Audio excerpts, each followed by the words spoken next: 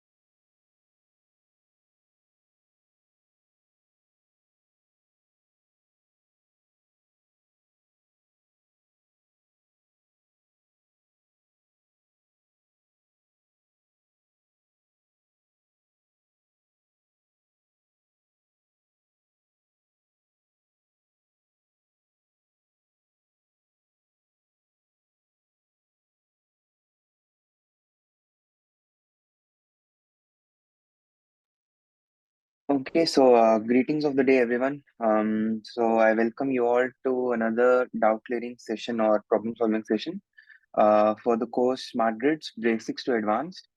It's being taken by Professor NP Padhy and Professor Premlata Jena from IIT Roorkee. And I am Swastik Sharma. I am a PhD student at IIT Kanpur, and I am a TA for this course. So let me just share my screen.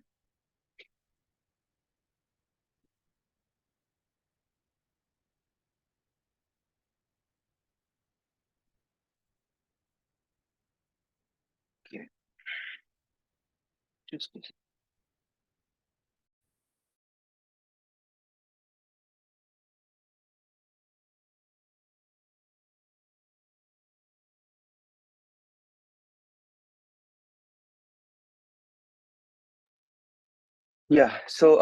I hope I am audible to everyone. Last week we started with the basic introduction of the course. We talked about what smart grid is, what are the various standards that govern smart grids. First of all, what are standards, and then we started with substation automation and distribution system automation, right? And we concluded the last week with the distribution automation, where we talked about what is SCADA, what does it do, and how does distribution automation um, or the control over different devices happens in real time. So today we'll continue that. We'll discuss about SCADA, RTU, and then we'll shift our focus to distributed energy resources that can be of various types. They can be at commercial uh, places or at residential spaces. So the only difference being the amount of power that they generate, or at which voltage they are interconnected to the power grid. So first of all, we were discussing smart grid monitoring, and let's talk about. So again, so the so we left with distribution automation, and we stopped right there. And now we will discuss what is SCADA, and what is remote terminal units, and how do they procure data and telemeter it to various energy management systems or energy control centers. So first of all, um, yeah. So what is SCADA? SCADA is nothing but supervisory control and data acquisition. So this is the system that helps us control devices at remote places, and to be able to control them from a remote location or from a central place, which is called as a control center.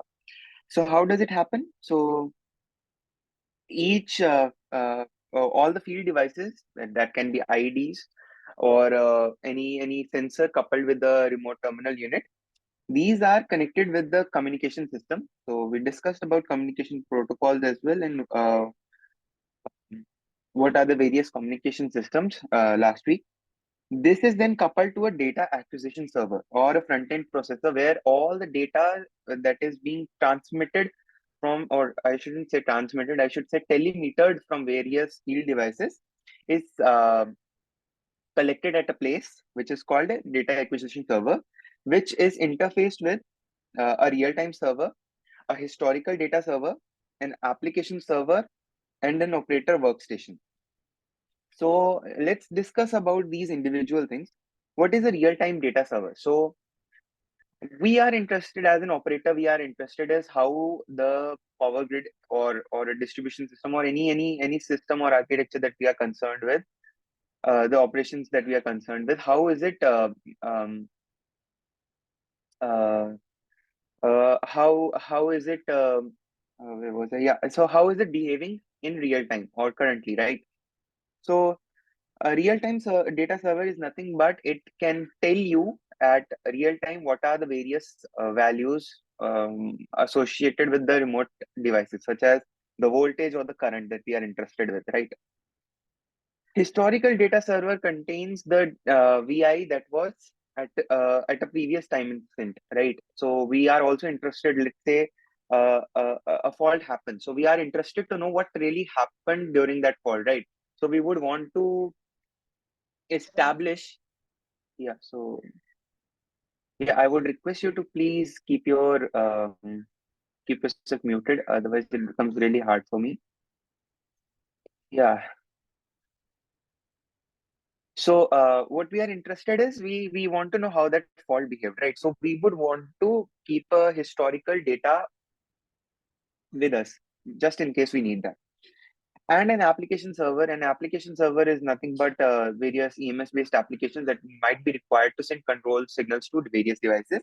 An operator workstation where operators sit and overlook the whole operations, right? So again, so the main focus of SCADA is to collect data from various field devices and send it to various remote locations or centers at various remote locations, and it also manages to control the devices remotely, right?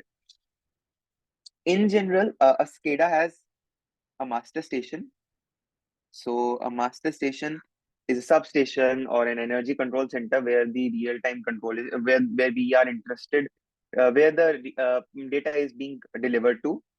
Then RTUs, which are remote telemetry units or terminal units, where we want to, which help in sending the data to the master station and communication systems. So let's come to remote terminal unit. So the main job of the remote terminal unit is to have input output, right? So we want to control as well as we want to take measurements of the different devices. It also needs to collect data and send it to different send it to control centers. Most of all, it needs to process the data.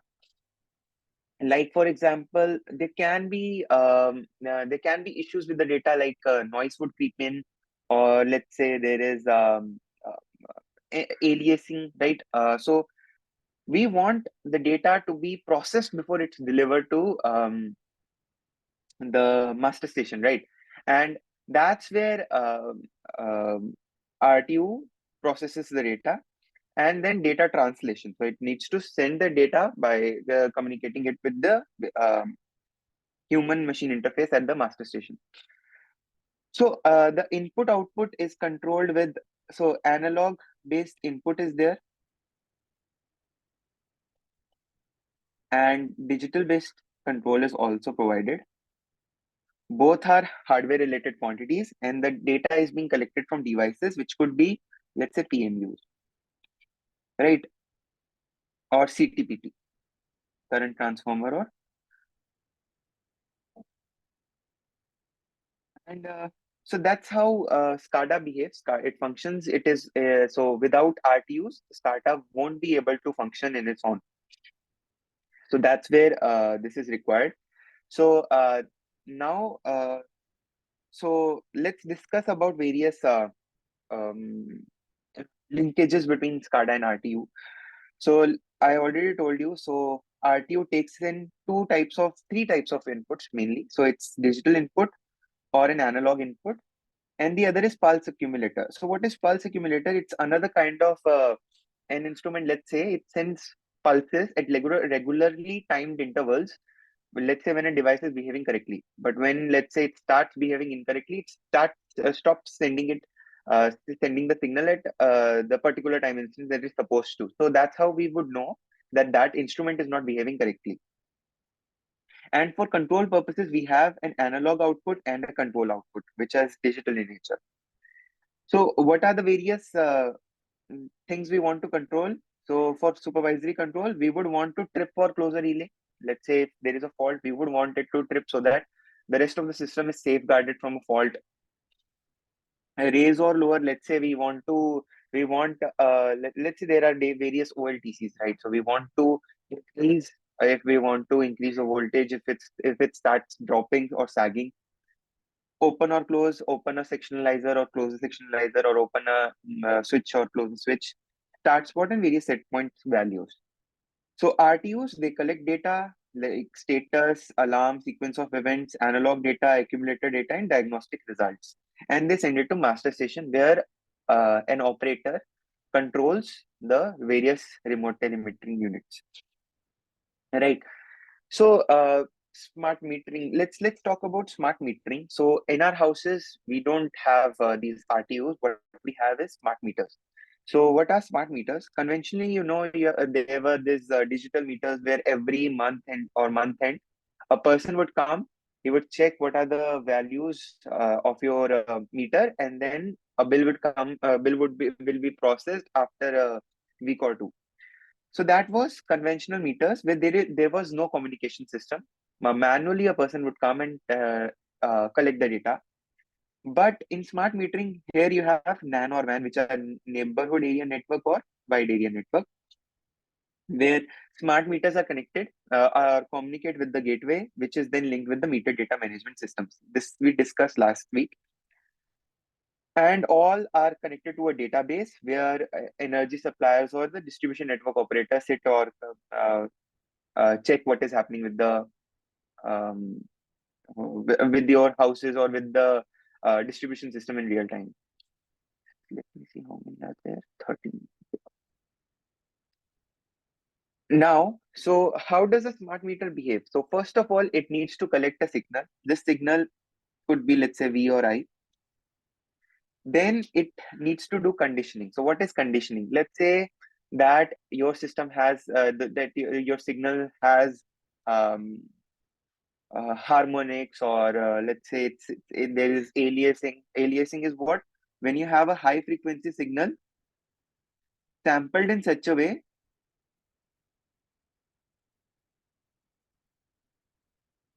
as if it behaves as a fundamental component or a low frequency signal.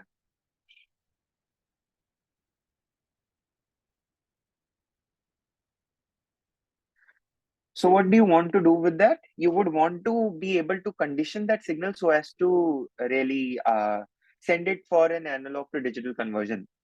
So that's the job of the signal conditioning, which makes it ready for input to the ADC.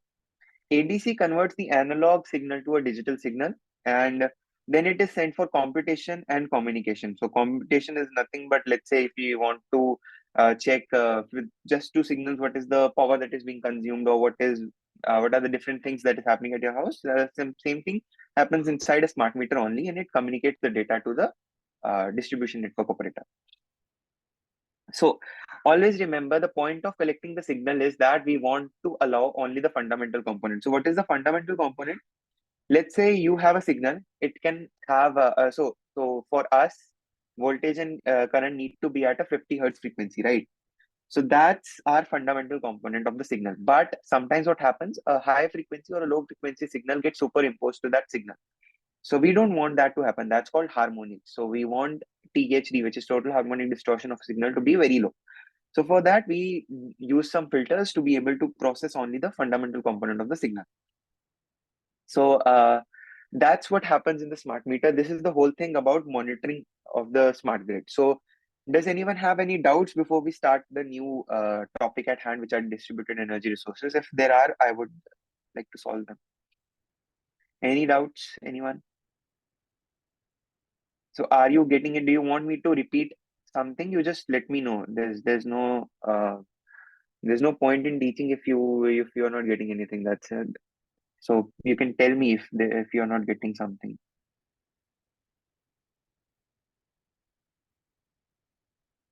Anyone? Should I treat that as a yes that you're getting everything?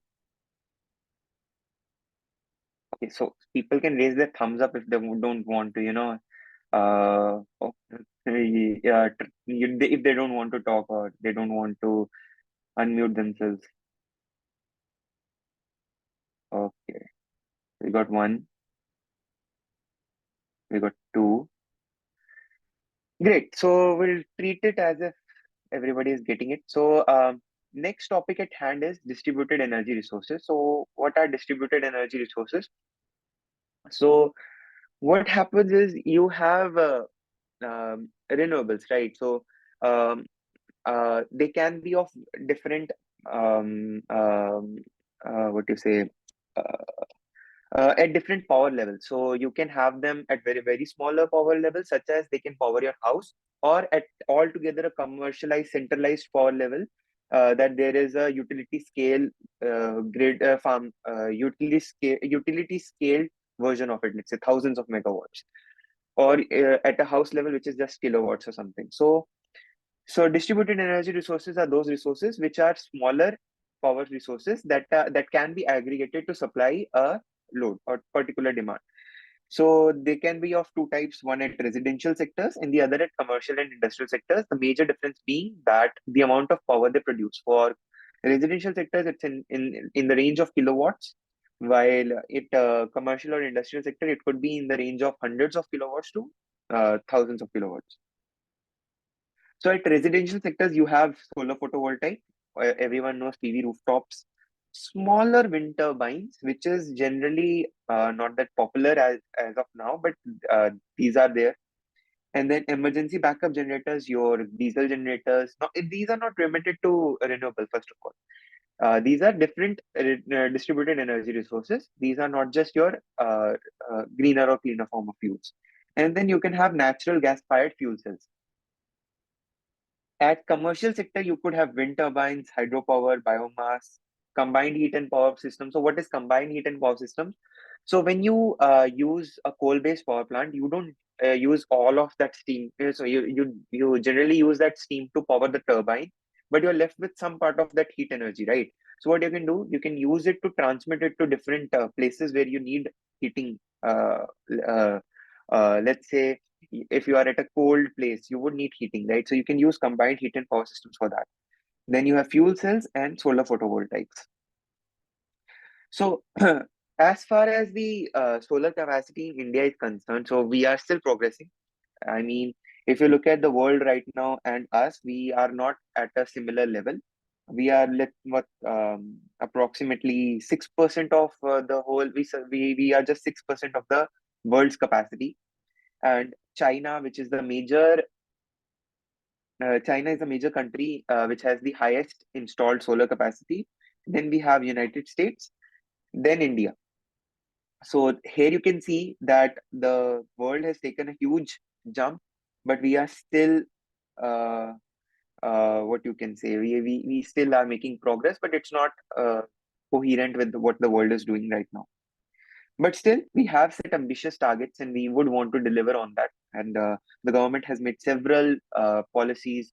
You can, if you check on yourself, your the place that you live at, there different agencies have produced what you say solar policy. Each state has its own solar policy. So you can look at it. You can see that there are different welfare schemes or government schemes that can help you purchase it at a smaller price. Let's say if you want subsidized quantity of that, and you can install it at your rooftop, and you can even make money for yourself. But India is making strides in that direction, but at a very smaller step.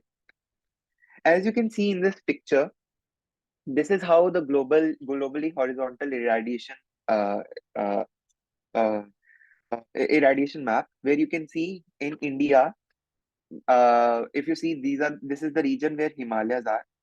So in the Himalaya regions, you can see from the Indian side, the solar irradiation is not that much. So for solar irradiation, you need uh, what you say plains. So for plains, you generally don't see that in the mountainous regions, and that's where irradiation is smallest. But Rajasthan and Gujarat have the highest solar radiations, and you can see it for yourself. When you take a look at which states are producing how much solar power, you'll see Gujarat and Rajasthan are at a very high place. So Bangalore is also sorry, Karnataka is also a place where solar irradiation is more than the rest of the country. So yeah, we have abundance of capacity, but we just need to exploit that, and I hope in future we will be able to do that. So let's talk about solar energy system. So what happened? We started with the basic photodiode, right? So you saw when a photodiode is irradiated with light, electrons are formed. So the what you say, the ions in it displace themselves, and holes and electrons are formed, and the electrons start jumping the potential barrier in when they are irradiated with enough light, when they get enough energy to jump the barrier. So from that, we evolved to a photovoltaic cell. So a photovoltaic cell is what? It produces around zero point 0.5 to 0.7 volts of um uh sorry, it's not zero point 0.7. Yeah, it's close to that. It's zero point 0.6. So zero point 0.5 to zero point 0.6 volts one cell can generate. So what do? We create a module of that where we have multiple different photo cells, photo PV cells, and when we see modules are not that enough, we then had panels where we had different modules of that, and then we started having arrays where different modules were arranged in a way to get extract maximum power. So um, yeah, so this is how. This is the strides that we have made on photovoltaic cells. You can go through the lecture. They have talked about various different thin film cells and then advanced thin film cells. I won't discuss that because it was covered in a deeper way in the lectures, and it will take me time to discuss that. So what is the basic idea behind it? So it's just that you have solar. So what you do, you convert that solar energy, which is photo energy or light energy, to an electrical energy. But this energy is mostly DC. But at home, you consume AC, which is at 50 hertz frequency. So you do energy inversion and conditioning, and then you distribute that energy for its usage or to the electricity grid. But what happens mostly, you'll see that uh, our load distribution curve, if you take a look at it, during the day, we have an early peak, and then in evening we have. So this is 6 a.m., let's say, and then this is 6 p.m. During the day, mostly when there is an abundance of solar power, the load is not that much. Generally, I'm talking about residential areas. Don't take it for all uh, purposes. So what happens? You have abundance of electricity. So what do? You can't supply it because there's not enough load. So you can store it in energy storage materials, let's say battery energy storage, and then you can use it later stage for usage in the time frames when there is no solar power available. So a solar energy system can be of two types. One is grid connected.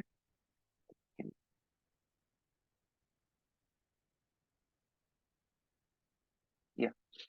So one is grid connected that you have at home. It's connected to a grid, and so what is it? Your solar PV modules are connected to an inverter because you they generate DC, but at home you use AC, and then it's connected to uh, what you say uh, uh, a relay box. I don't know why it's called ACDB. And then you use it. If you use it at home, you can use the AC power at home, but you can also supply it to back to the power grid where you can get money out of what you're making at your home. Off grid, these are standalone PV systems where we have a battery bank where they generate power. And let's say for the later usage, let's say night you want solar powered um, tube lights, but you can't have solar powered tube lights at night, right? So what do? You charge your battery bank and then you supply it at the night so that lamps can work and you can get power out of it. So you don't have to manually lay out distribution lines for the these what you say tube lights. But what generally happens, so if you have taken a look at various lighting systems, you must have seen there are solar rooftop, no doubt. Sorry, solar PV cells on the top of the tube light. But if you would have seen, they are rather dusty. So at least in Kanpur, I've seen a lot of them being dusty with a lot of dust. So generally at in cities there is a lot of dust, a lot of construction is going on, so they are generally covered with dust. And what happens, they can't produce enough power because they are covered with a thick layer of dust. So these are we can say good initiatives, but we have to spare time for its maintenance as well. Yeah, so until and unless that is done, we can't extract maximum benefit out of it. Okay, so this is the block diagram which I just showed. So you in grid and grid connected mode, you have a PV array. You convert it from DC to AC, and then you supply your AC loads, or you can even feed back to the electric utility. In off grid mode, you don't do that. What you have is you have a charge controller coupled with the battery, and either you can supply your DC load or you can convert it to supply your AC load. So in standalone, the grid is not so there is no purpose of connecting it with the grid because you are not going to take power from that or supply to the grid. Now, if you take a look at, you would have seen it most places that there are two different types of metering arrangements. So when you have a solar rooftop available at your home, they are available in two different metering options. One is a gross metering option and the other is a net metering option. So last I checked only UP NEDA's website. So UP NEDA is the authority that is that is given the task of framing a solar policy for the UP area or Uttar Pradesh. So they have had this net metering arrangement being proposed for the solar rooftop systems in the residential areas of uh, Uttar Pradesh. So what is the basic difference between them? So when you have solar rooftop at home, you are also coupled with the electric utility because you anyways need power from the electrical utility as well because you won't be making a lot of power to supply your own loads. So there can be two options. One, you have your conventional electricity meter, which takes in inputs or whatever power you're withdrawing from the grid. and your solar PV system is connected to the gross meter, which supplies power to the grid. So let's say you have X units here and you have Y units here. So you have to pay rupees some, let's say, if you take power for 2.5 rupees, so 2.5 rupees X minus, so let's say the government is giving you, so 2.5 is very less, I should say 5 rupees, and the government is giving you 3.5 rupees for this system. So you pay 3. So this is your whole arrangement. So generally, this is advantageous for the government because they don't have to spend a lot of chunk. As you can see, the electricity that they are supplying you is costlier than the ones they are paying you for the solar power. But in case of net meter, whatever value you consume, so let's say if you are generating Y here and X here, you should pay only X minus Y times 5 rupees. So this is a better option because the electricity is being valued at the same price that your load consumption is. But in the long run, this is not beneficial for the utilities or the government because they have to pay a large chunk of sum for you for they are already paying a lot of chunk to subsidize the solar PV systems because these are costly. So they are already subsidizing it for you, and they are also giving you money for its power being transmitted back to the electric grid. So at first, the governments are giving you net metering option, but then they switch you back to gross metering option when you say there will be a lot of rooftops in residential areas. When their goal is met, they'll switch to gross metering when they will find a much better, a much lucrative option. So then you have PV modeling. So you have a PV system, but how will you know? You need to model it as a electric system to be able to properly identify its working, right? So, so first to model that, we first need to model its losses. So each system has its own losses, right? So there can be losses due to mechanical contact, there can be losses due to manufacturing defect. So all of these losses need to be given to you to be able to come up with the perfect PV model, so that you can see what is happening in real time with your PV. Sorry. So the arrangement of shunt resistance is nothing but your lighting current with your diode is coupled with the shunt resistance to show that not all the current that is being supplied from the PV is going to the is being is reaching your nodes. So these are nodes, right? So some power will be consumed by this shunt resistance. So this is due to manufacturing design, poor cell design. So for this, a perfect design is required so that to be able to minimize the effect of the shunt resistance. And the series resistance generally accompanies a voltage drop.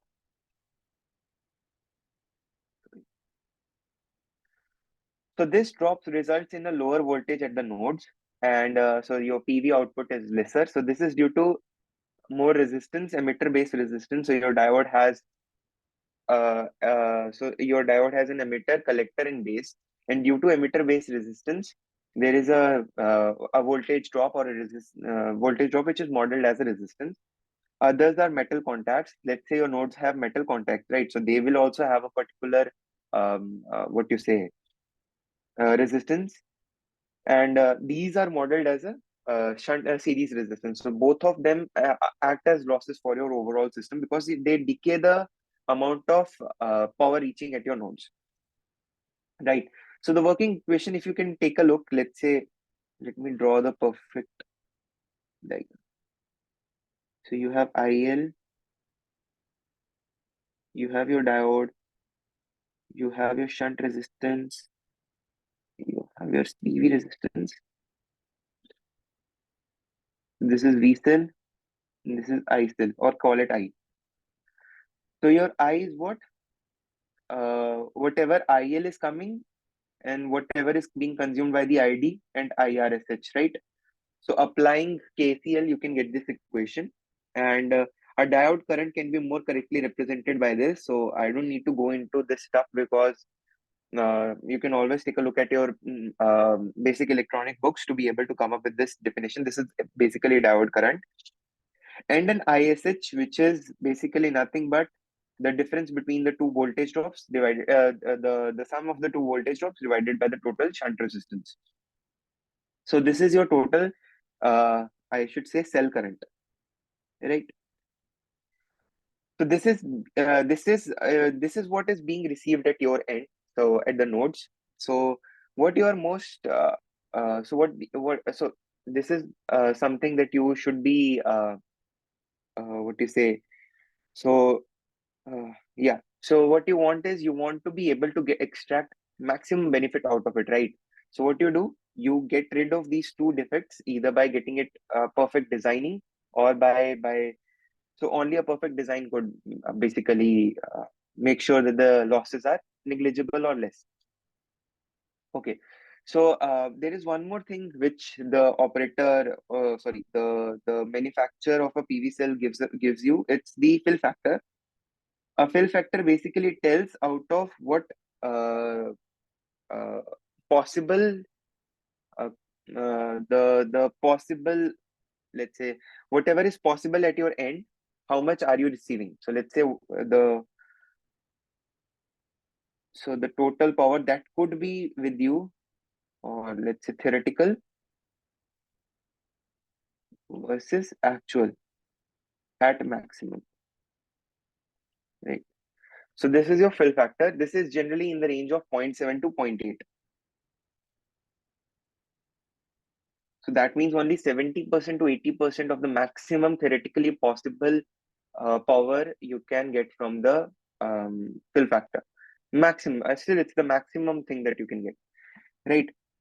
And one more thing. So the solar PVs have a lot of advantages. I mean, they they are well suited for because they don't have any rotating parts, so minimal maintenance. So they can have you can connect them in huge numbers to be able to extract maximum power from them. But they come with disadvantages as well. They have higher upfront costs, so the investment costs are very high. So you need to be able to invest a huge chunk of money to be able to uh, generate power from them. That's why the government is giving you subsidies because they know that it's costly to be able to make sure that all the residential users get that, and to be able to meet the climate COP28 this requirements, they are giving you subsidies. And one more thing, you need to devote a larger surface area. Let's say your rooftop is there, and most of the Indians we use it during the winter seasons to sunbathe, right? We want to get vitamin D out of it. But when you install solar rooftop, you won't have that much surface area available. So you are also using a lot of surface area of your own house as well. And the third thing is their efficiency is very low. On a very shiny day, they will be able to generate up a greater than 15 or 17%. But generally, their efficiency varies between 10 to 17%, which is quite low.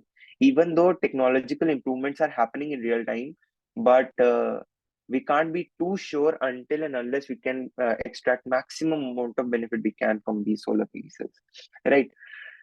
So that was about it. So you can have solar PV cells connected in various different fashions. So you can connect it in series to be able to uh, increase the amount of current that they are producing, or you can combine them in parallel to increase the amount of voltages that they have at their nodal ends. So so when you take a look at this so this becomes your current voltage relation, right? So when you draw this PV IV characteristics, so how do you draw it? First of all, let me show you. So you have,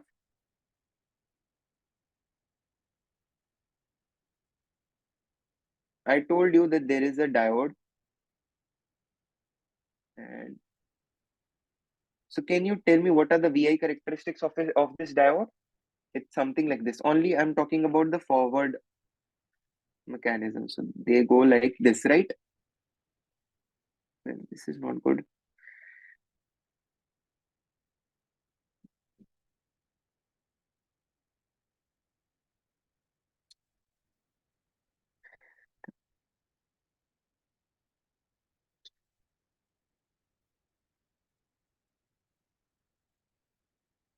something like this, right?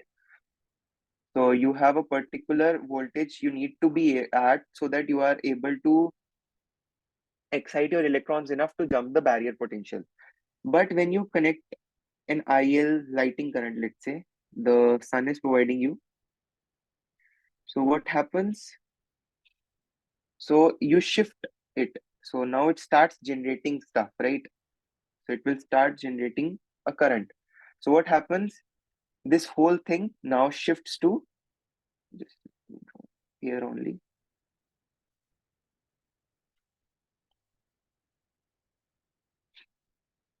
Yeah. So this now shifts to this region, right? So, but still, you to be able to get the output back from the thing. So the conventionally, what happens is, so I'm still drawing it like this. So this is right, right. But solar PV cells are meant to be, sorry, not like, so you want current out from the PV cells, right? So what you do, you switch how they generate electricity. So now if you draw it for this convention, where you are taking current out from the diode, it switches to this. So you have like this. This is your short circuit current and your open circuit voltage, right? So that's how you reach to this particular IV curve, right? So you all know how a diode works. So what you do when it's supplied by a lighting energy, let's say solar energy, it shifts below, and this shift increases with irradiation. So when the sun is radiating more, giving more energy, this shifts further down below. And by convention, you want power, power out of it. So what you do when you draw it for current being supplied from the diode, it's something like this. So that's how the IV curve is generated. So you have a maximum voltage, that is open circuit voltage, which happens at when there is no short circuit current, and so when there is no current, and you have a maximum current which happens at short circuit current when you just connect both of these nodes together. So this is what the uh, IV curve is. So as you can see, yeah. So when you draw a PV curve, what is PV? Power is nothing but V into I, right? So you multiply I with voltage and you will get something like this.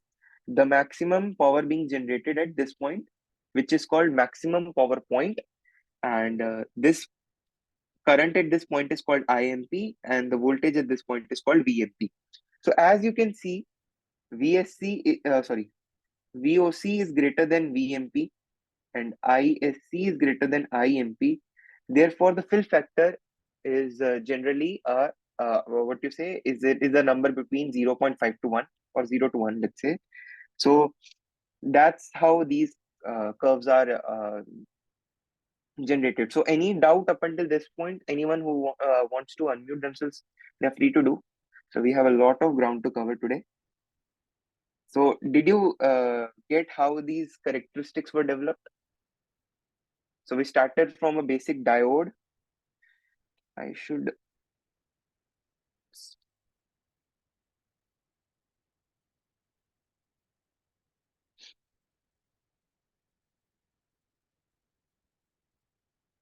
yeah. In the meantime, you can unmute yourself if you want to. So I changed the color to match the characteristics on the graph. Yeah. So any doubts, any questions, anything you want to say if I'm going fast or slow? Anyone? Yeah. So the strength increase. That's nice.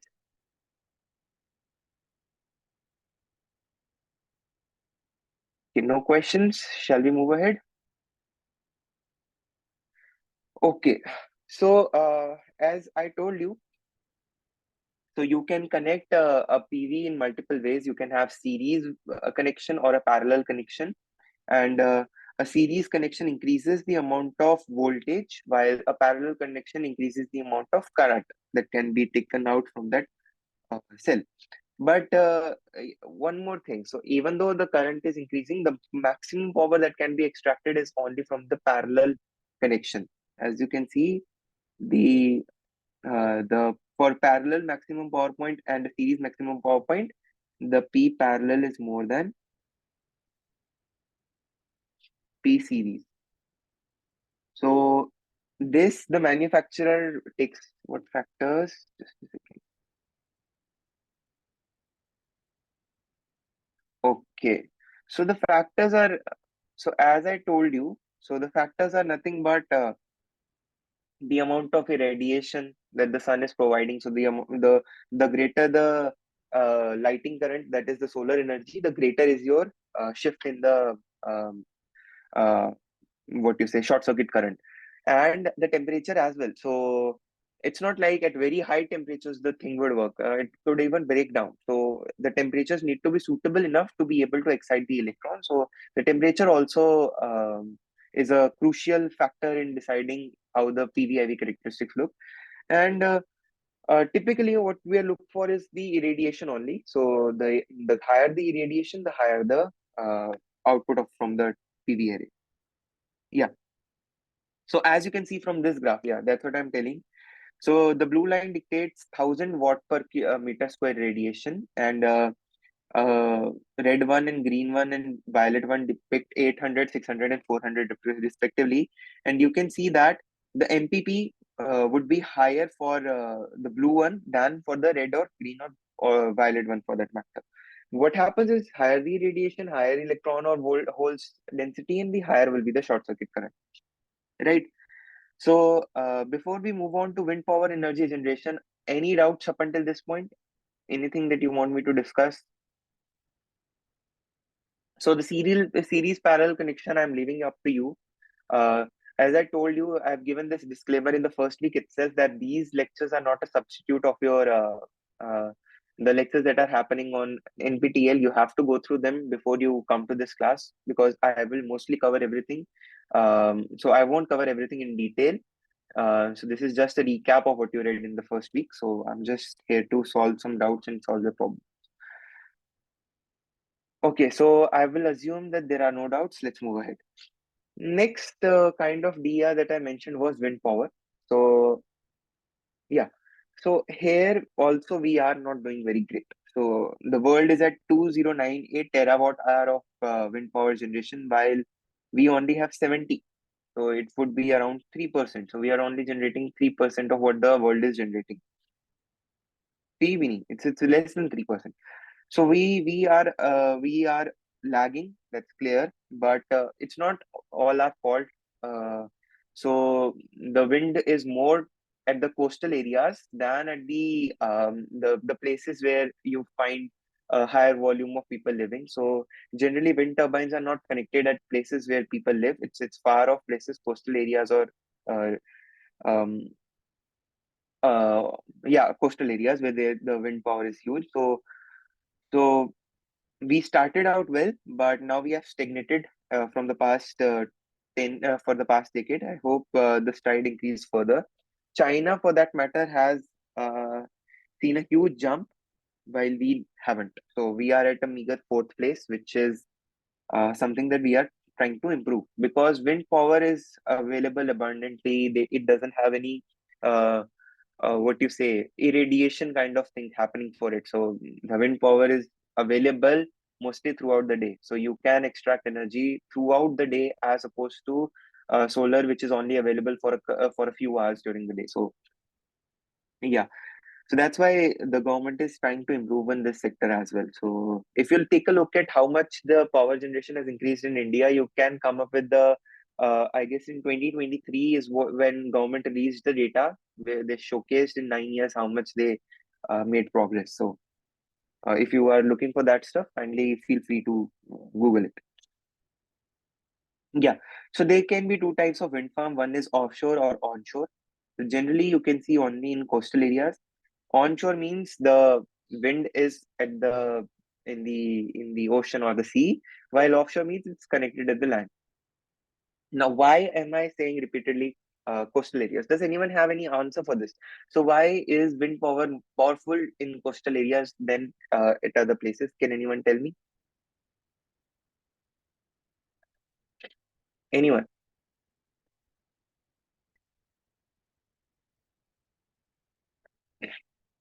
Sorry.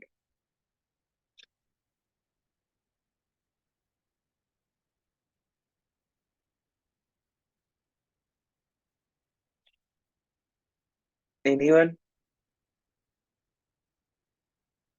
Okay, so what happens is, so the land, so wind plays, so the huge factor that affects wind is how the solar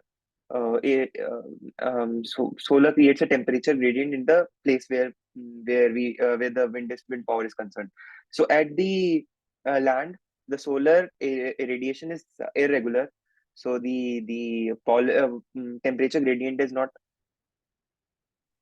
Yeah, but I'm asking why. So I'll explain. So the irradiation is different in the land, while the irradiation at the ocean is mostly constant, and the temperature gradient is mostly constant. So what happens so the wind starts flowing from the coastal areas. Second. Hello. Yeah, so the wind starts flowing from the coastal areas towards the onshore areas, and in the night and in the day, it starts flowing in the opposite pattern. So that's where coastal areas have higher wind speeds, which lead to, and most of all, they don't have any obstructions. So mountainous regions or plateaus or any other stuff, they don't have, or high-rise buildings for that matter. So the flow of wind is constant throughout the whole place. So that's why coastal areas have a higher wind potential. So if you can see the map, I didn't use it because Wikipedia showed a cutout image, which is not something that I can upload because yeah, it's not a full Indian map. So if you can see for yourself, you'll see that coastal areas have the higher power generation facility available. So yeah, if there is an offshore turbine, if there is a offshore turbine, what happens? So when your wind turbine is connected, you have array cables throughout the ocean, which are then connected to a substation, which then sends it to the onshore substation, where transmission line then connects it to the rest of the utility grid. Right now, let's talk about what are the various um, uh, what do you say components that are there with the wind generator, so wind turbine. So mostly, so we want, how can we extract power? So the power is the kinetic energy of the wind.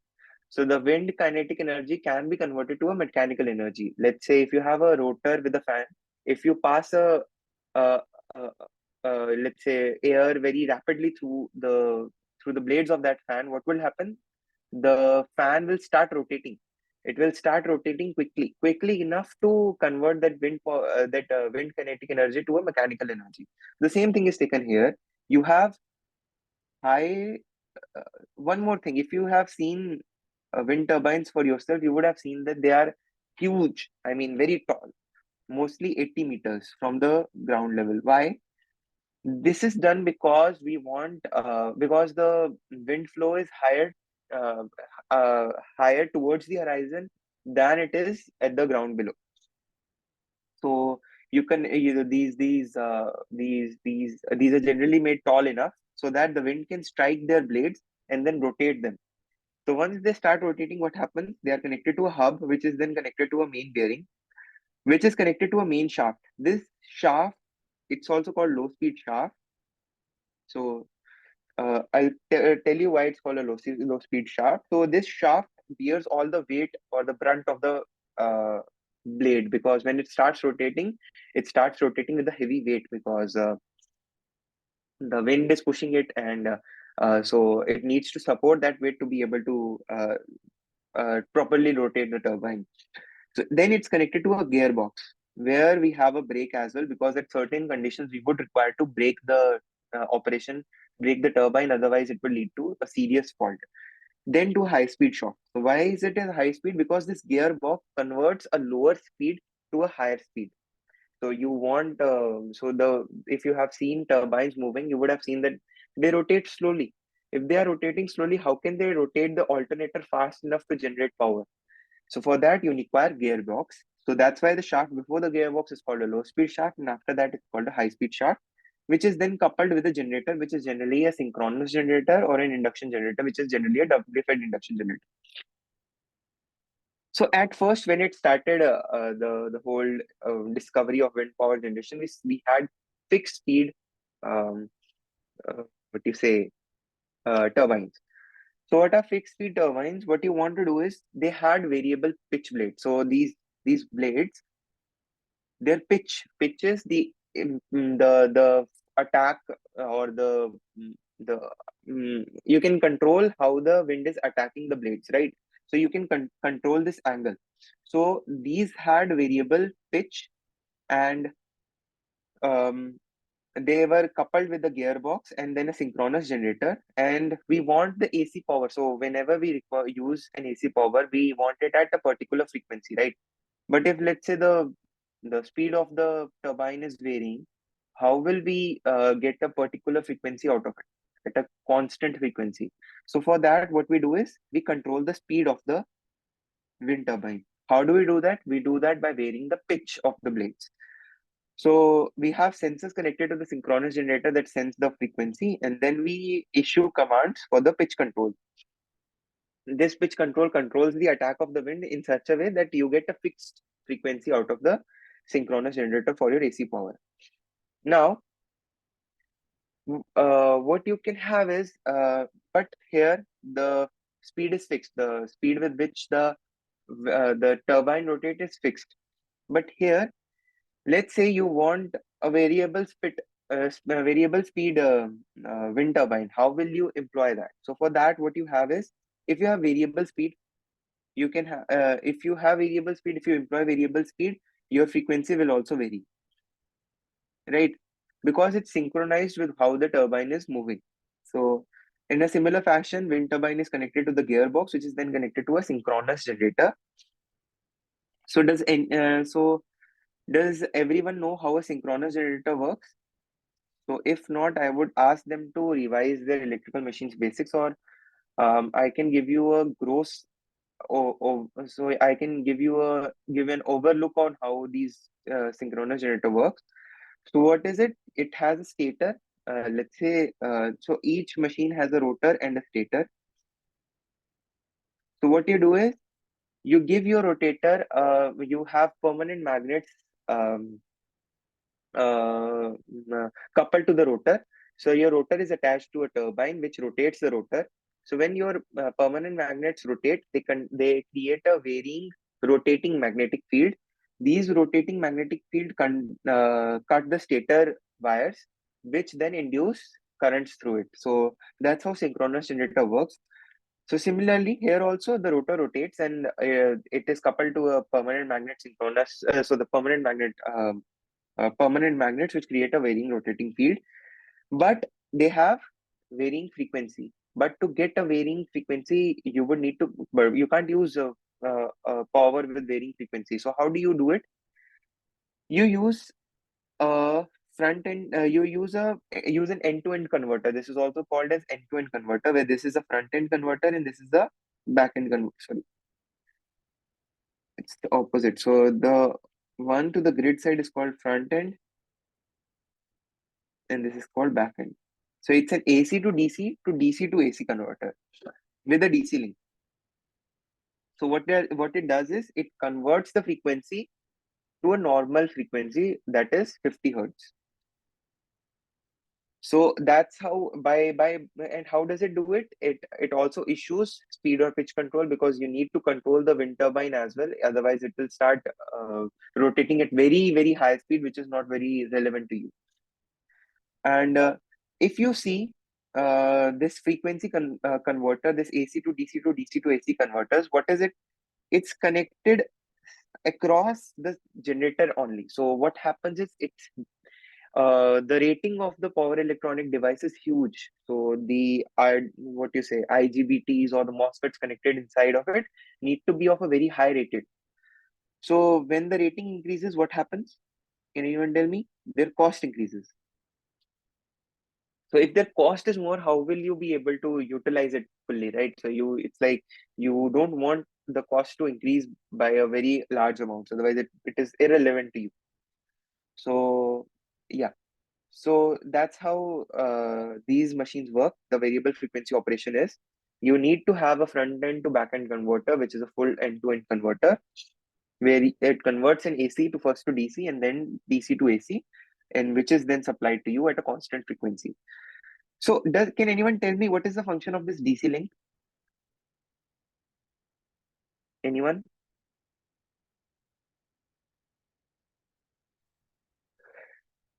So this mainly is a capacitor. So when we are talking of a large power, it's generally a supercapacitor which can store a large amount of power. But what's its usage? So use basically, if it's a DC link, its usage is to maintain a constant DC power between the two converters, so that they are able to convert it with respect to whatever needs you require. Let's say if this decreases, the DC here decreases and DC here increases, then the conversion won't happen, right? So to be able to connect it, you need to have a proper DC link so that the DC voltage at which they are converting it remains constant throughout their operation.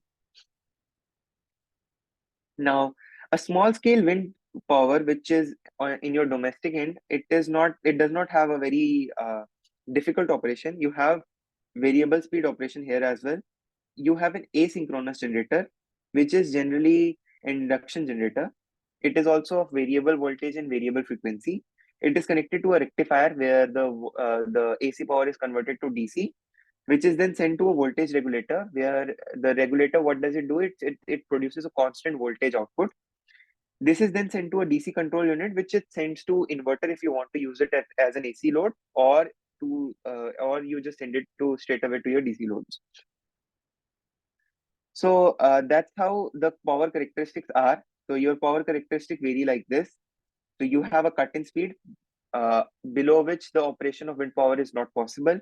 You have rated power, which is the power at which you get maximum out of the wind power, and a cutoff speed, where after which using the wind turbine is not very uh, is not used, because it can go beyond dangerous levels of speed, which is not good for which is harmful for your mechanical stuff that is being used by your this wind turbine. Now there is this this whole thing that you've read till now, you know that in a similar fashion an aeroplane also works, right? So that's how you need lift and drag to be able to empower your blades to rotate at a particular speed, right? And a German aerodynamist, his name was Albert Betz, and it has a very useful Betz law. He told that only 59.3%, a maximum of 59.3% power can be extracted from the wind turbine of the theoretical power that it is supposed to combine.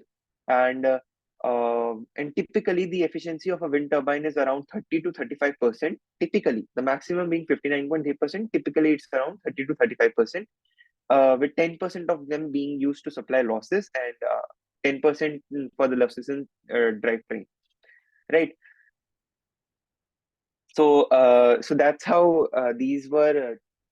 So that's a sad truth, where we can't go beyond 59.3, which is until now. I don't know if future research would come where we can extract more than 59.3. That's more than welcome, but up until now, no one has been able to reach that 59.3% of. Uh, yeah. So that's for variable speed generator. Now you could have seen that there is an asynchronous DFIG also connected, right? Why do we call an asynchronous generator here? Because the frequency at which it produces is not 50 hertz, right? So similarly, an induction generator does not produce power at 50 hertz. That's truth, right? So induction generator works at less than 50 hertz, because the operation is not possible due to slip. So yeah, so the major difference between this asynchronous DFIG powered generator and a variable frequency powered power electronics device powered generator is that you don't require power electronics in line with the turbine. So when I say in line with the turbine is right, you don't require a very high rating of power electronic equipments in that uh, schema, right? So yeah, so in a DFIG based power generator, what happens is you here also you have a end-to-end converter, but it's connected to the rotor instead of being directly connected across the grid. So what happens is the similar thing, you have a induction generator where there is a stator and a rotor. The stator power is coupled to, let's say this is the PCC or the point of common coupling with the grid. Here you have the stator as well as the rotor coupled together. And what happens is the rotor takes power when it wants to, let's say, so how does it work? Let me tell you. So, yeah. So you have a slip. What is a slip? Slip is Ns minus Nr upon Ns, which is if there is a 50 hertz frequency, so your rotor will never achieve 50 hertz by design. It's not meant to achieve more than 50 hertz. But to be able to do so when it's not able to achieve 50 hertz, how will you generate power, right? So what it does is it uses the power electronics interface by using bidirectional power flow, so that to supply power when the slip is positive, that is when the rotor speed is less than the synchronous speed, and take power away from it when its slip is negative, when nr is less greater than ns. So how does it do that? It has two converters. One is a rotor side converter, the other is a GSC converter, and a control circuitry, where the control circuitry is basically consists of MPPT control, and then there is um, so you have MPPT control, you have control over RSC, where you want to control the torque and the reactive power, and you have the control over GSC, where you want to control the amount of voltage, active power, etc., that is being fed to the converter. So this control circuitry configures the induction generator to produce power at a constant frequency. So here, what happens is usually this power, the amount of power is only 30% of the total power. So if it's 30%, the power electronics equipment required is not of a very high rating. So when the rating decreases, your cost decreases. So right now, this is a best possible option to be able to recover costs or to be able to lucratively supply power to the grid. Yeah, so that's how the control is. So I would request you to watch Premlata ma'am's last lecture of this week, so to be able to know in depth about this working of this DFIG based generator. So let's talk about certain calculations. So uh, these are helpful for you to be able to to be able to calculate if required in exams, right? So I just wanted to go into this. So the kinetic power of wind, can anyone tell me how can it be quantified?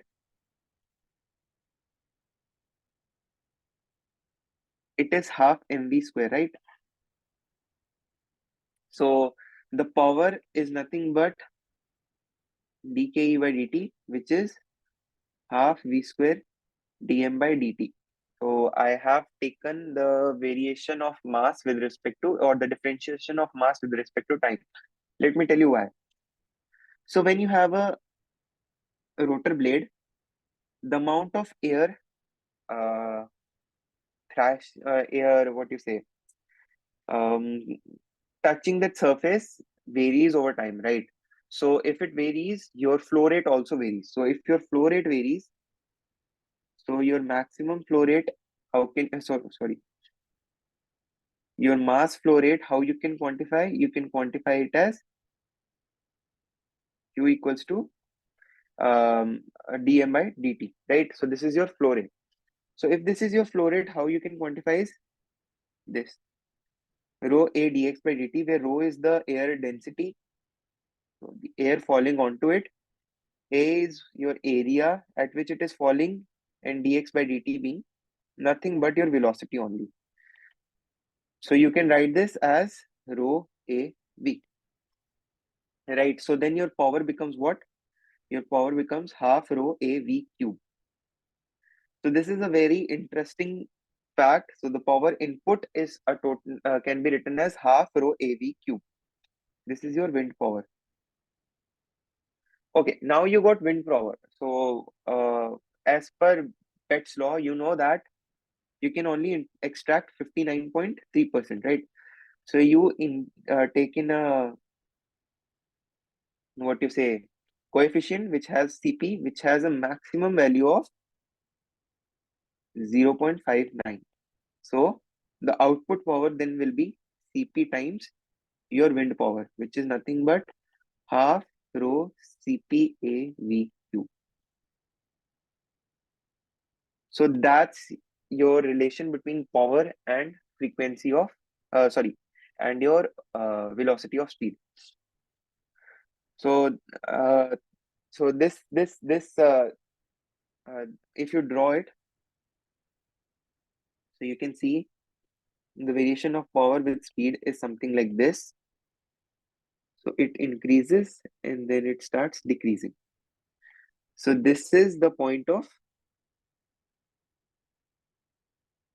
maximum power. So you want to track this point to be able to get maximum power out of the wind power that is available at your area. So any doubts from wind power generation? Any doubts? Now is the time to ask them. Are you all getting it? Should I repeat something that you couldn't follow, or is there anything you want me to repeat again? Just let me know. See, this is a doubt clearing session, so you can always mute yourself and talk to me. I mean, if it's a live class, if people are not, lively, then there's no fun in teaching as well. So a yes or a no would be like,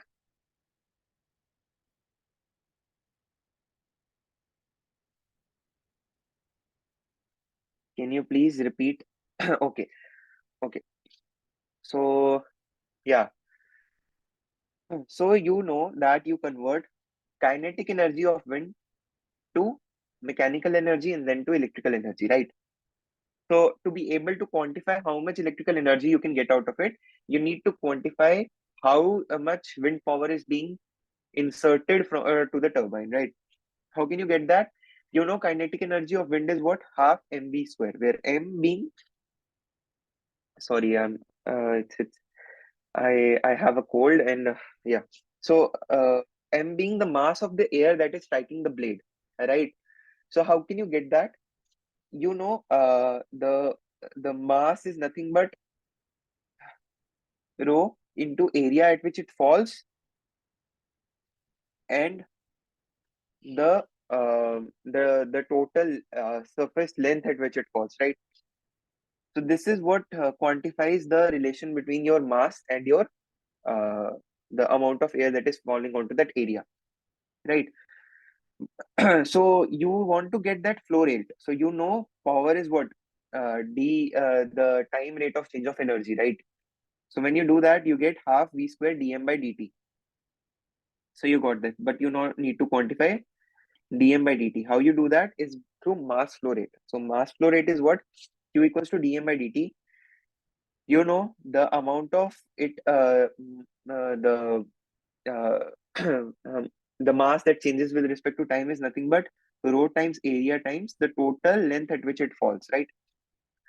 That is how you write it, where rho being the air density, a being the area at which it falls, and x being the total length of that area. So you get q as rho a times v. So if you insert it back to this equation, you get half rho av cube. So this is your wind power, how much wind power you can get.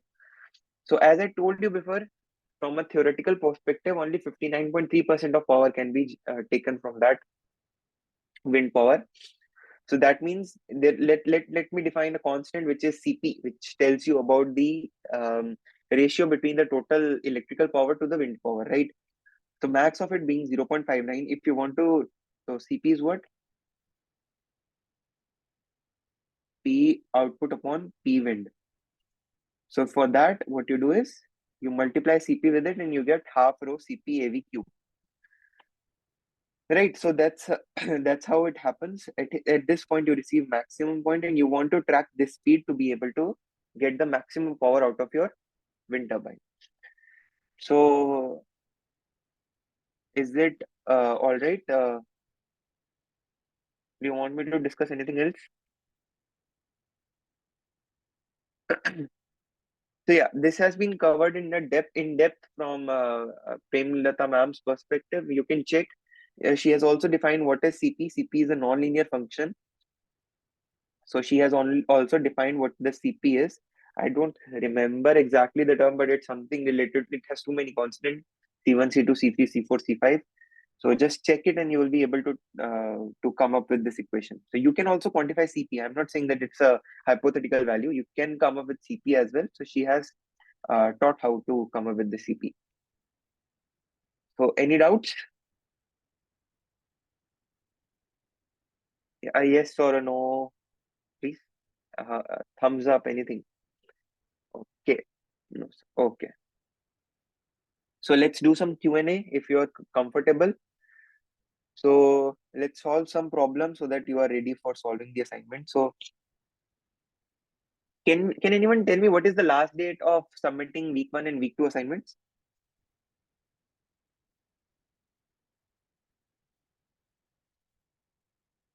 7th. Okay. So yeah, after 7th we can discuss if you have any doubts in those assignments. But yeah, they are fairly very easy, so you will be able to do that. Let's come to the first question. So in the SCADA system, the front end processors are interfaced with what? So can anyone tell me what's the answer to this question?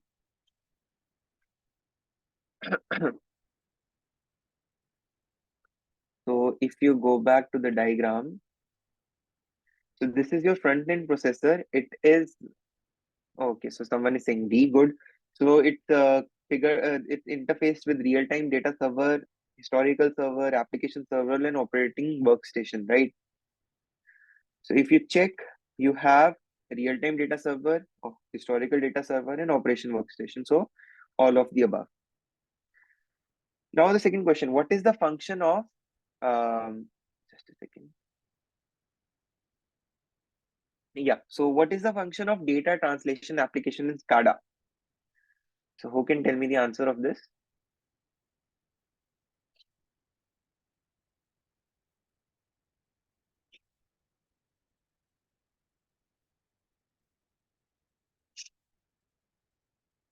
Yeah. So what you want to do is you have the data. You got the data from signals which are analog or digital or even pulse accumulator. So you got the data, but to be able to process them into a readable form so that the operator knows what exactly the data is, right? So you can get the analog signal, but you need to know the maximum or the, let's say, RMS value of that signal or the frequent fundamental component of the signal. All of that is taken care by the data translation application, which manipulates it before they are presented to the master station. Yeah. In a PV system, the PV array accounts for about how much percent of the system's overall cost. So this was covered by ma'am. I didn't tell the specific number, but if you know, if anyone knows who has gone through the lecture, can anyone tell me?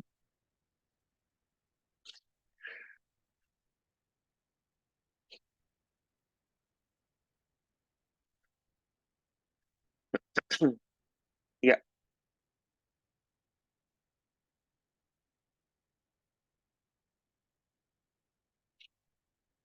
So it's a value. I mean, you will get to know about it. It's 57%.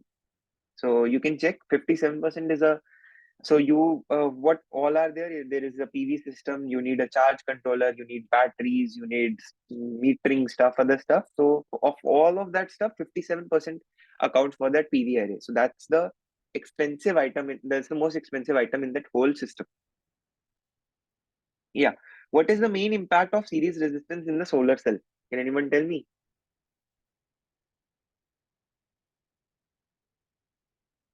Okay.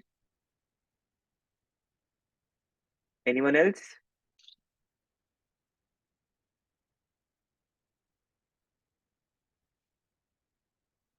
Okay, C, reduced fill factor. Some are saying B. Anyone else? A. Okay, B. Okay, let's take a look at it. So you have solar current, then you have a diode, then you have that series. Let's say so. Let's say the circuit is open, right? So if the circuit is open, no current flows through it. I is zero, right? If I is zero, the RFC does not have any influence on it. So there is no point. So the and this open circuit voltage remains constant, right? But let's say there is something connected between it. Let's say a small resistance which measures the load. Then it's no more an open circuit, right? It's not an open circuit anyways. So now this will be called as V cell. So there will be a current. So this V cell is obviously less than VOC. But open circuit voltage does not decrease. So B is wrong. B is not dependent upon RS. So people who are getting B, it's incorrect. Anyone else? Someone got A. Okay. How can short circuit current decrease? Can anyone tell me? It flows through this RS. RS does not impede the current. It just creates a voltage drop. So how can short circuit current increase or decrease for that matter? So this is also wrong. Okay. It says increase the fill factor. So what is fill factor? Fill factor is VMP into IMP upon VSC in sorry VFC and ISC. So what does series resistance do? It decreases VMP. This VMP decreases. So when there is this resistance, there's the maximum voltage. There is a voltage drop. So the maximum voltage that you are getting out of it will be something which is, let's say there was some V dash you were getting. It would have this I cell times RS drop. So if there is this drop, this whole quantity, this fill factor will decrease. So if this fill factor decrease, the answer is reduce the fill factor. So So is it okay? The explanation, does everyone get it? Nobody got the reduced. Oh, there was one, Chandrika. So Chandrika got it correct. Anyone else who didn't get it correct? Did you get it now? Was I able to correctly tell you or point out your mistake?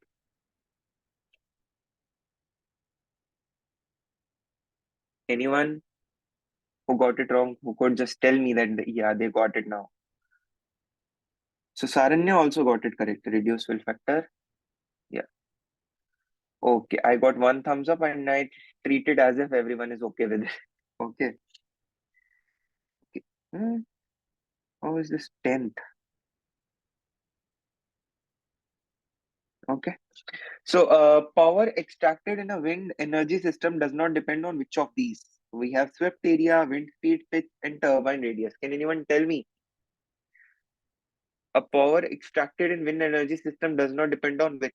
So you have extracted power, let's say PO. I just showed you it's rho CPAVQ. So with this, can anyone tell me on what does it not depend on? D, turbine radius, someone got D, and we have A as well. So it's swept area. Area is there, right? So if area is there, then it does depend on it. Wind speed also. Pitch. So does it depend upon pitch? Can anyone tell me what does pitch have to do with this? Okay, what does pitch control? Yep, Polish got it right. So what does pitch control? So the pitch controls the turbine at the angle at which the wind attacks the turbine, right? So if you change the pitch, you are changing the speed at which it will rotate. So yeah, it is controlling the velocity of that speed of the turbine, right? So power extracted does depend on pitch as well. What it does not depend on is turbine radius. Okay, the percentage of losses in a wind turbine's drive train. So I guess I don't remember if I talked about it. So can anyone tell me how much of it is? I told you, just a second. Here. So maximum you can get is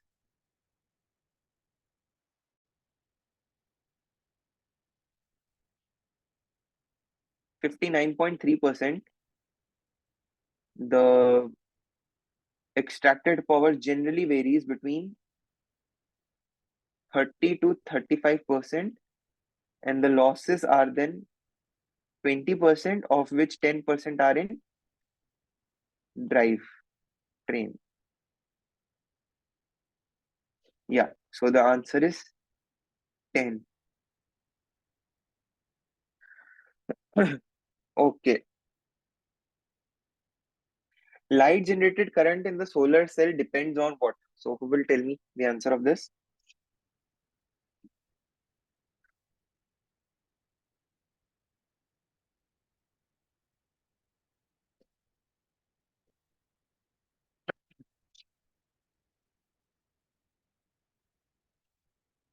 Okay, D,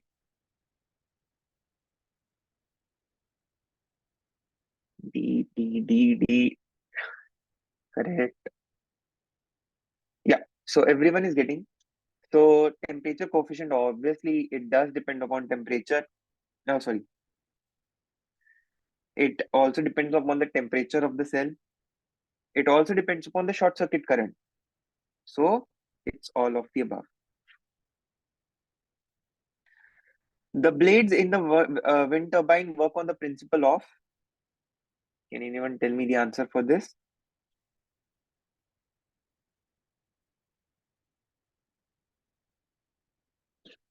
C.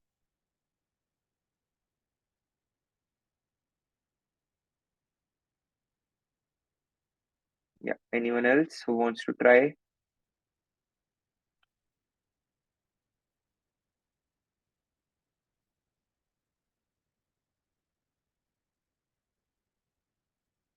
Yeah.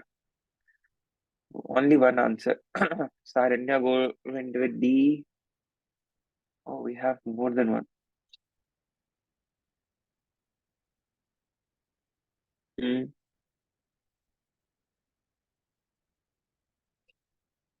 A. Okay. Anyone else?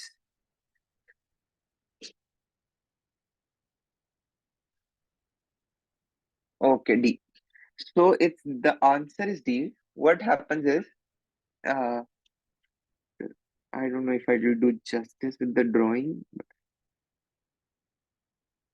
So when an air impacts the turbine, what happens is there is a difference of pressure between the 2 points of the turbine, the opposite sides of the face, right? This pressure difference creates both a lift and a drag. So what is lift? Lift is something like it starts to expand in this direction, and drag is it starts, so it's horizontal and vertical, right? So the difference between these two, the two pressure points creates both lift and drag, and due to that, the turbine starts to rotate. So due to both, so I'm not an aerodynamicist, so this is just something that I know. It's because of pressure difference. That's all I know. You can, if you want to go in depth about it, you can go in depth about it, and you will find the same thing, that it's due to both lift and drag that the turbine starts moving. Right. Now, the type of the tower used in the wind generation. Can anyone tell me? Oh, I didn't cover this as well. So if I hope you had gone through ma'am's questions, ma'am's lectures, right? Yeah. So you'll find all of the above. Mostly, what you'll find is a, a, a tubular tower, I guess. Yes, a tubular tower is what you'll mostly find. Okay. So what is the function of yaw drive in wind turbine? Can anyone tell me?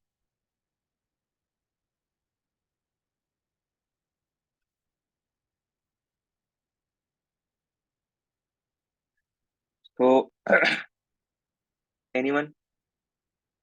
Okay, someone is saying C. We have two answers for C.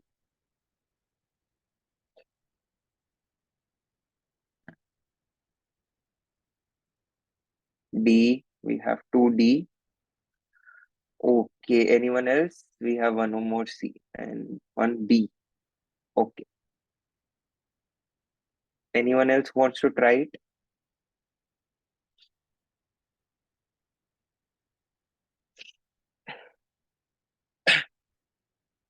One more for B. Okay. So the answer is C. Let me tell you why. So a yaw drive, what it does is it moves the nacelle. So nacelle is what houses what you see at the back of the turbine. It houses all the components of the wind turbine. So it moves the nacelle in such a way that it always faces the direction of the wind. So when the wind changes direction, it also rotates to change the direction of the whole joint. So what happens in turn is it changes how the wind how the rotor is facing the wind so that it rotates. So let's say you have wind which is you need it to flow like this, but suddenly it starts flowing towards you. So you want to rotate it a bit by a bit, right? So this yaw drive turns the rotor in the direction of the wind to be able to generate maximum lift and drag. Right? So the answer is this. Change the gear ratio is not something it's done by the gearbox. Measure the wind speed, it's done by a wind vane or an anemometer. All of the way of we can't have that answer. Right? Yeah. Let's have some more MCQs. So, which of the following components of SCADA consists of a human machine interface? So can anyone tell me?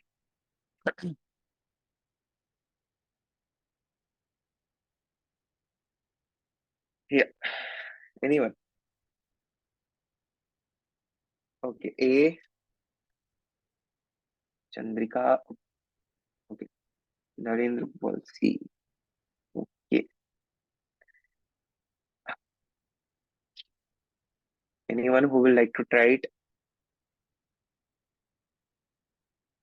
Okay, most of you say A. That's correct. So that's where at the master station is where you want your operators to be seated. Remote terminal units are connected to different remote location, right, where the field devices are. Why would you want a human machine interface over there? So why would a human sit over there to monitor that system, right? A communication system is totally wireless. So this is a wrong answer. None of this is also a wrong answer. The answer is master station. Okay, which of the following components of CADA presents data to the master station?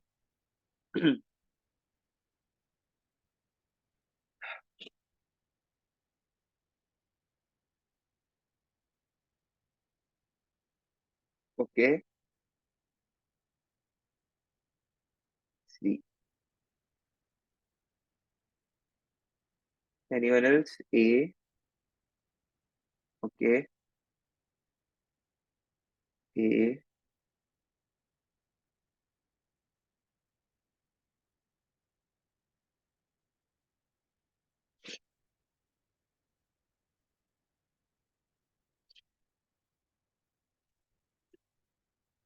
B. We have one B as well. Okay. So data collection application. Okay, it has a role to present data to the master station, but it's not the last. What you say? What's the correct word? It's not the last. It's not the last application that presents it. It's the first thing that collects data and sends it to your translation uh, application, where it then translates it to processing, where it sends it to your uh, uh, master station. So the answer is B. Physical input output is not correct. Neither is collection data nor is translation data. right? So you want the data to be processed and then it is sent to that master station. So the answer is data processing application.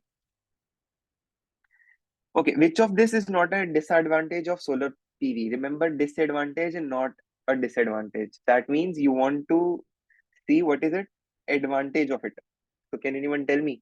Always remember your assignments could be like this only. Which of this is not a disadvantage or which of this is not an advantage or something like that.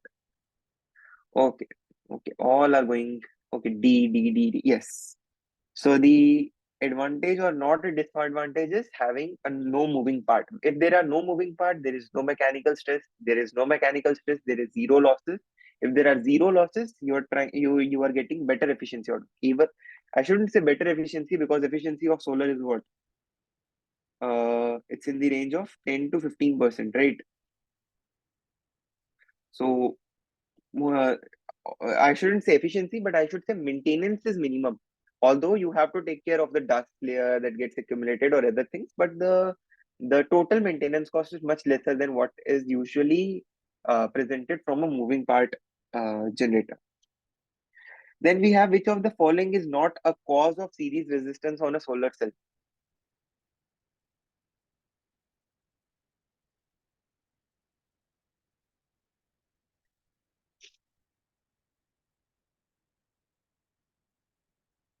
So do remember it's not a cause.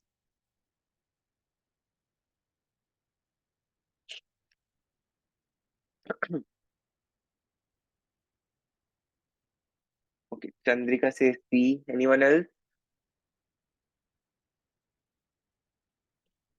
Saranya C. Shweta C.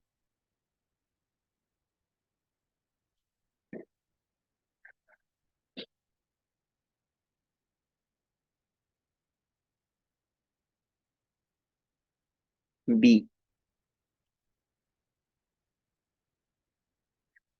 Okay, anyone else who is trying it or who would like to try it? So today Dharmendra Kumar Singh is very quiet.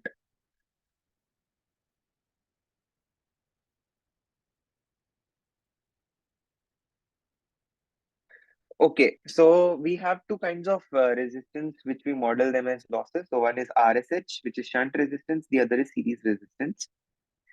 Shunt resistance is modeled to depict poor design or manufacturing defects,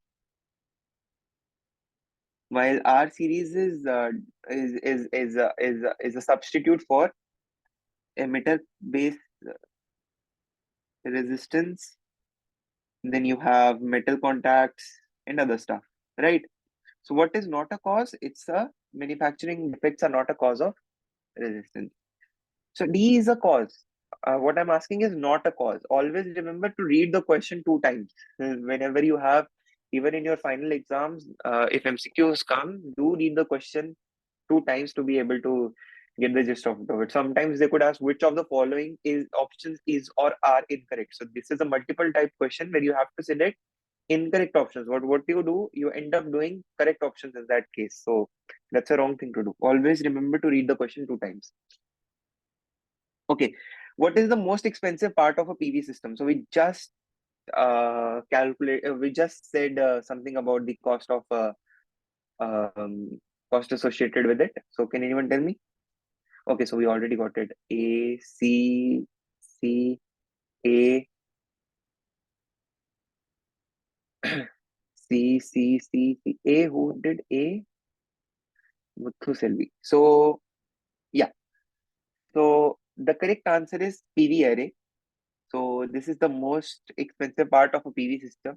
I mean, you can think of battery too, but you don't have a very high, what you say, higher storage battery connected to it. Usually, you use it to supply power back to the grid, right? So, at that time, the whole system does not cover that cost of the battery storage. The 57% of that comes from PV array on. Always remember. Okay, which of the following components of a wind energy system supports the weight of the uh, rotor? So I just mentioned this when we were discussing wind power generation. Okay, B.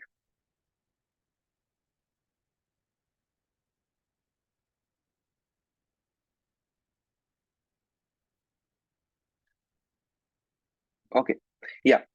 So the low speed shaft is what supports the total weight of the rotor. A is wrong. Nacelle is the whole thing that houses it, right? But the weight of the rotor falls on that low speed shaft that is connected to the gearbox. Always remember that is the last point of contact that supports all the weight of that system. If it is not made of a very good material, what will happen? It will break down, and if it breaks down, the blades will fall. So the low speed shaft is what handles the weight of the rotor. It's not the gearbox nor the high speed shaft.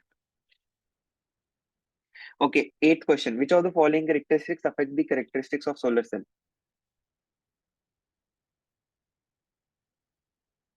C,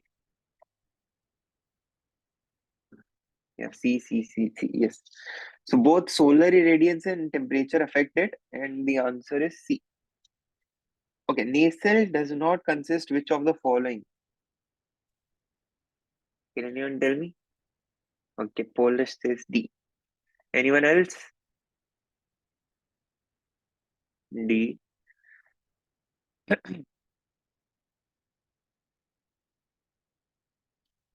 Okay, D. Everyone D. Yeah, it's the wind vane. Wind vane is what measures the direction of the speed.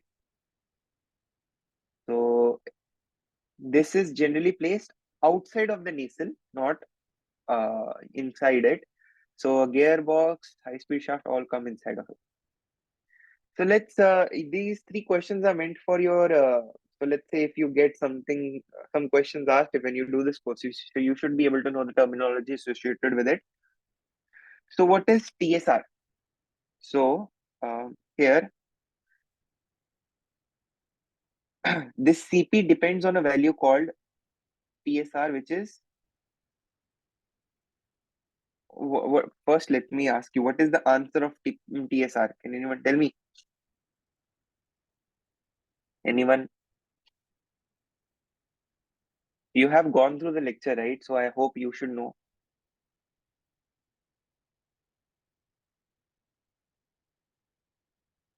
So it's tip speed ratio. This is the lambda. So the CP that I talked to you about is dependent on a quantity called lambda, which is tip speed ratio. So yeah, A. So this CP being a nonlinear function, it's dependent upon a tip speed ratio TSR. So in mostly what will happen is you can see questions such as the TSR of this is this. So if you don't know the full form, what is TSR, tip speed ratio, you won't be able to solve the question thoroughly, right? So what does WECS? So if you saw this WECS, what will you? Yeah, it's wind energy conversion system. So you can have questions which is says WECS is how many times of how many kinds of WECS are there. So you should be able to tell it quickly. Last, solar radiation received at any point on Earth is what?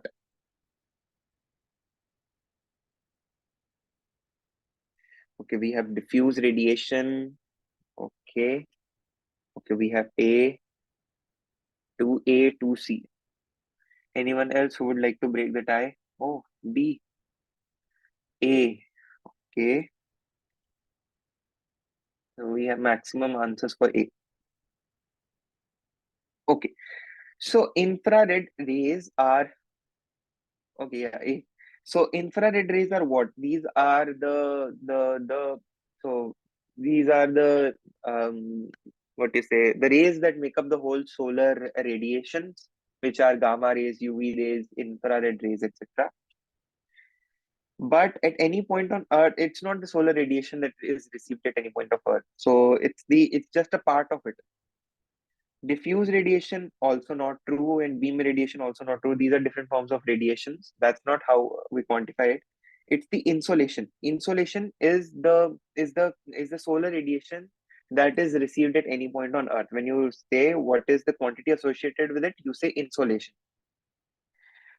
Right. So these are the few terminologies that you should be able to identify so that when someone gives you a question, you are able to solve it quickly. Otherwise, you will be confused with what the acronym stands for, and then you will leave the question like that only. So So let's give a brief recap, and then we'll we'll call off the session. So we started with smart grid monitoring. We left the topic. We were very close to finishing it last week, so we finished it first. We talked about SCADA. We talked about what RTU is. We talked about what kind of information is exchanged between those two. Then we went on to smart metering, how smart metering evolved from conventional to what it is right now. The major being the communication systems in place. Then we talked about what exactly the signal goes through before being telemetered to the DNO or to the DSO. Then we talked about DERs, how many kinds of DERs are there. One more thing. So please read 1547 IEEE standards, which talk about interconnection of DERs with the power grid. There you will see at what voltages are various different DRs connected to the grid. This is particularly useful when you this is particularly useful when someone asks you, let's say that, oh, this the voltage of this is this. How can you connect it to the distribution grid? So you should be able to know that under this and this, the voltage should be at minimum this level to be able to be interconnected to the power grid. Do go through this. Otherwise, ma'am has covered. She has covered that a primary level you can connect it to some 100 kilowatt, less than 100 kilowatt, but greater than 1 kilovolt. And at secondary, you can connect it to less than or equal to 1 kilovolt. So do check it out. They have different information related to that. So it's particularly useful if you in future if someone asks you, right? Then we talked about solar radiation, how solar energy system has progressed, what is the need for it, how grid connected and off grid, which is the standalone system behaves. Then we gave a block diagram. Then we talked about gross metering and net metering.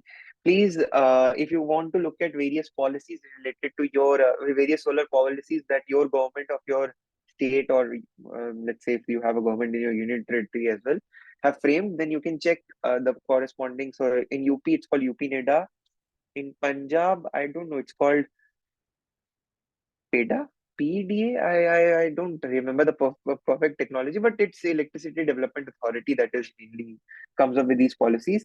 Do check it, and you'll find it that they have a lot of policies, especially for solar rooftop for residential buildings. Then we discuss how to model PV, mathematical modeling, because to be able to tell how a PV model is behaving, you need a mathematical model for it. Then we talked about its PV IV curves, how IV curves are generated, series and parallel IVPV characteristics. Then we went on to wind power generation, different kinds of wind power generations, and then we finished off with some calculations related to wind power generation. So that's all for today. So can I get a feedback? So did you all enjoy the lecture, or is there anything you want me to improve on? You can unmute. You feel free to unmute yourself and tell me. Anyone, a single person feedback is like anyone who can unmute themselves or want to share. Even if there are questions, I'll be happy to answer.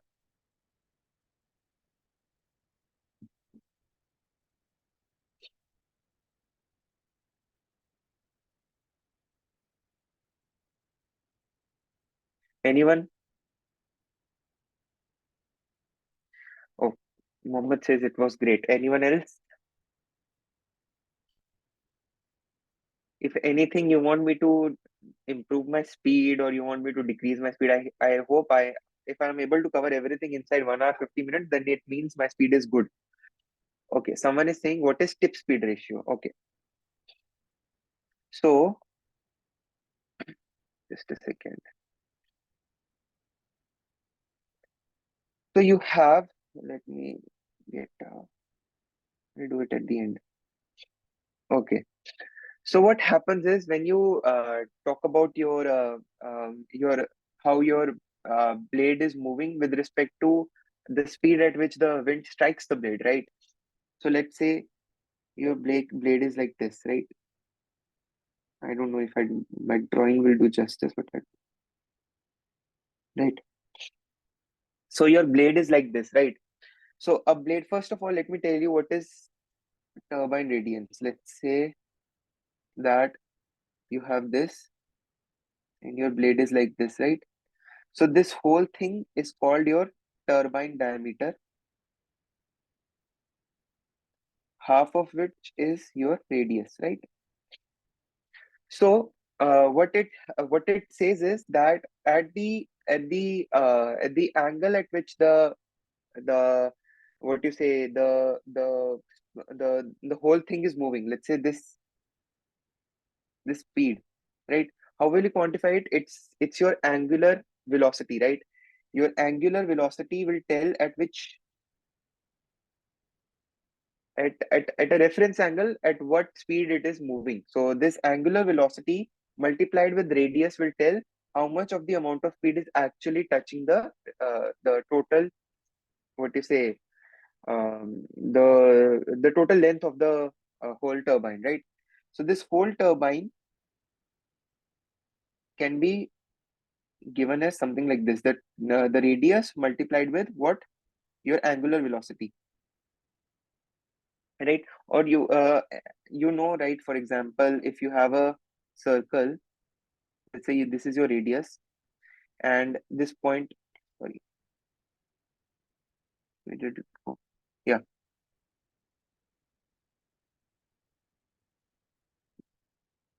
you have a circle, right? And this is your radius. So when this this point is moving, it's moving with some omega velocity, right? So the total distance it covers can be measured as how you can use r times omega. So this distance that you cover is called as the total distance it covered in the omega speed, right? So similarly here, when it's rotating with some angular velocity omega, you multiply it with radius and divide it with the velocity of the speed, the total velocity. So what you get? You get a tip to speed ratio.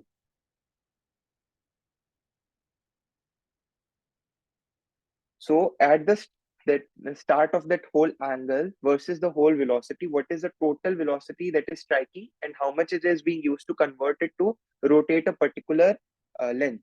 That is what is meant by this tip to speed ratio. So I would ask you to go through week two fifth lecture. You'll be get, you would there she talks more about it, and you'll be able to understand in depth about it. So I can only give you a brief overview of what exactly it is. So I hope this is, who was this? Gola Mori Shrivali. Shrivali, did you get it?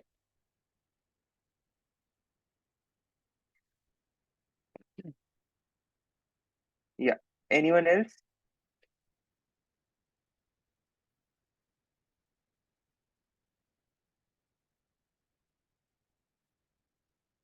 Yes. So that's how so that's all for today. I hope you got to learn something out of it. So yeah, so that's all. So yeah, we'll close this lecture, I guess. So I hope you have a good rest. Oh, so you have the generation from wind depends on direction. What if it's opposite direction? Yeah, that's what yaw drive is used for, right? So yaw drive can rotate the rotor into the direction of the wind. So if the wind rotates in a different direction, let's say, so the but yeah, if it's altogether different from what the yaw can rotate the rotor, then you may not be able to rotate it at all. So you would have to use the brakes so that it doesn't rotate at all. Did it clear it your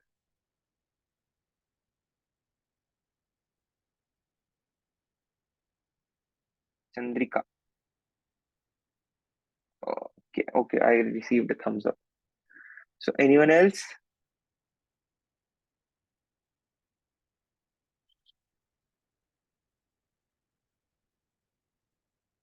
Okay, so we'll close this meeting. I hope you have a nice rest of the day. Thank you all. Bye bye. So I will request you to please log off.